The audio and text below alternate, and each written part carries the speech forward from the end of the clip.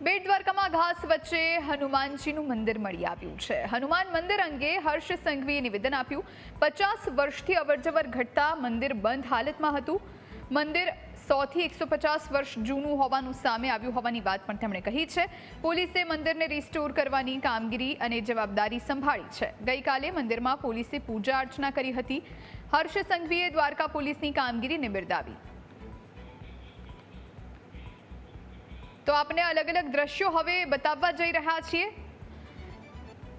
पहलाना दृश्यों छे कि जे खंडेर हालतमां मंदिर मળી આવ્યું હતું। आसपास वनराजी उगी નીકળી હતી અને ત્યારબાદ પછીના જે દૃશ્યો આપ જોઈ રહ્યા છો, પોલીસે મોટી કાર્યવાહી કરી આ મંદિરને સુધાર્યું છે, સાફ સફાઈ કરી અને હવે ભગવાનની પૂજા અર્ચના કરવામાં આવી હતી। ગઈકાલે હનુમાન જયંતીનો પર્વ હતો અને એ જ દિવસે આ પ્રમાણે હનુમાન દાદાનું મંદિર મળી આવતા પોલીસે મોટી જવાબદારી લીધી। 125 થી 150 વર્ષ જૂનું આ મંદિર એ અતિ પ્રાચીન હનુમાનજીનું મંદિર નેપાળી હનુમાનજીના મંદિર તરીકે ઓળખાય છે।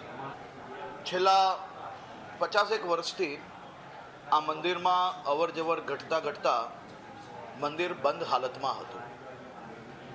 દેવભૂમિ દ્વારકા પોલીસે, ગુજરાત પોલીસે આ મંદિરને રિસ્ટોર કરવાની જવાબદારી લીધી હતી અને આ મંદિર અતિ પ્રાચીન મંદિરને ફરી હનુમાન જયંતીના દિવસે એટલે કે ગઈકાલે દેવભૂમિ દ્વારકા પોલીસે આ મંદિરમાં પૂજા અર્ચના ફરી ચાલુ કરાવી છે।